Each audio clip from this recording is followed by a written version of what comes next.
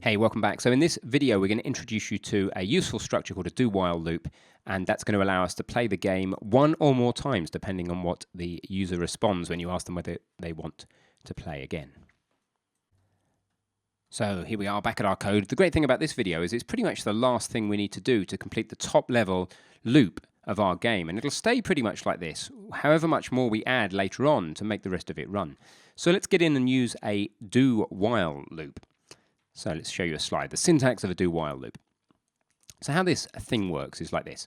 You say do, and then you open some curly braces, and you put some code that you want to repeat, and you close the curly braces. Now, strictly speaking, as we said, a pair of curly braces is just a statement, so you could just say do, and then a single simple statement, and then while. But let's always use the curly braces. You know why? If another developer comes along, or you come along later on and try and add a second thing inside the loop, then it won't work right unless you have these curly braces. So just use the curly braces. They're free, right? They just don't take a lot of time to write. So do something while condition. That's just how it works. This looks a bit odd, I think, but do load of lines of code while some condition holds. Now, the thing about a do while loop is that the code gets executed once before the check ever even happens. So you use a do while loop when you know that you want to do something at least once. So we know we want to play the game at least once. It doesn't make sense to ask the user, do you want to play again, until they've played once. So this is a perfect structure for it. We do something, i.e. we print the intro and we play the game and then stuff like that. And then we check, did they want to play again or not? Okay, so that's the logic of it. Where do you find out more about it? Well, at c++.com, I've been recommending. The other good, reliable source of information about C++ syntax, especially from a Visual Studio perspective, is Microsoft's documentation. They don't make the prettiest URLs, so let me just show you how you would find it. You do something like do while C++, and what you'd get back is various things, and the ones I would go to really and trust initially, as I'd probably go for the C++ link I gave you, .com, and also here, do while loop MSDN reference. And if you get into that, I'm not saying there's anything wrong with the other things, by the way. This is just, these are the ones that, are pretty reliable. You may want to change your Visual Studio version, but it's generally going to be 2015, and then it'll tell you about the do while loops. Okay, so that's that. Let's get in and make it happen. Oh, I'm not going to be doing it though. Guess who's got the job of making this work? It's going to be you. So there's the syntax. You've got that on the slide. You've got your links to your references. Here's your challenge. Make the game play multiple times. Put a do while loop in main. Refer to the example on the previous slide for the syntax, and test you can play as many times as you like. Okay, go ahead, pause the video, and wrap that stuff up in a do while loop.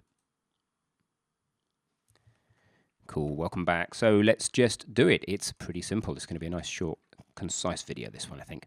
We do some stuff, do, open curly brace.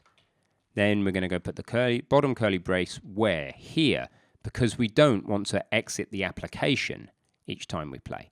So why is return complaining? Because we haven't got our while statement. While what? Now, I wonder how you used your initiative here. You could just say while true, which means that we would be able to do this forever. This would be playing forever. While true is a way of making an infinite loop. You need, by the way, a semicolon on the end. So let's just try this. While true should simply keep playing the game again and again and again. So we play once, we say we want to play again. Even if we say no, because we're not even testing it, then it just plays again. So it's an inescapable game that doesn't even work. Oh, what a nightmare. So we don't want that. But it just proves that while true is always going to happen.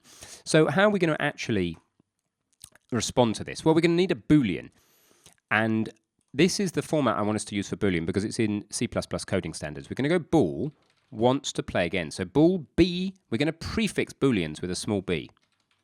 Weird, hey? But why not? That's what C++ coding standards says. That's what we're going to see in a lot of C++ boilerplate code. Why not use it? Okay, so we're going to initialize it to false, right? We're going to assume they don't want to play again to start with unless we know any different. Then I'm going to grab the value coming back to us from asked to play again. Remember, it's a Boolean. Now, we shouldn't need to look down at it, by the way. If you feel you need to look down at a method, then it's not clear enough what it does. So it's pretty clear. Asked to play again, and what comes out is true if they want to play again. See, it's what I mean. It's just on the limit of what you can assume.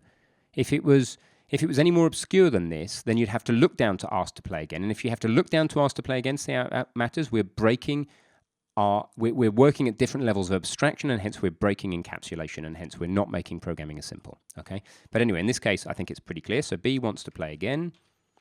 BW equals the result of calling that function. Okay, now this is just okay, but because we say ask here and there's a verb, and there should always be a verb, by the way, in your method names, we can see pretty much at a glance that ask to play again is actually going to print to the console. Okay? I think that actually pushing it all the way out to the right here, though, may obscure the fact that we're printing to the console. So we could potentially help that by just making wants to play again a shorter method name. We could just be B play again.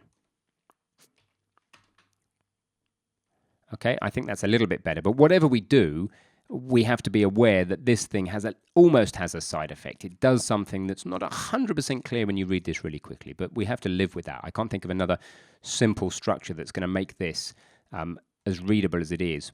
So let's go with that. So you grab that Boolean, and then you look at B play again here. So the job of working out what why and no and all that means is all inside ask to play again. We don't need to look at it. We can just go, okay, print the intro, play the game, ask if they want to play again, and then loop depending on whether they want to play again. Let's try it.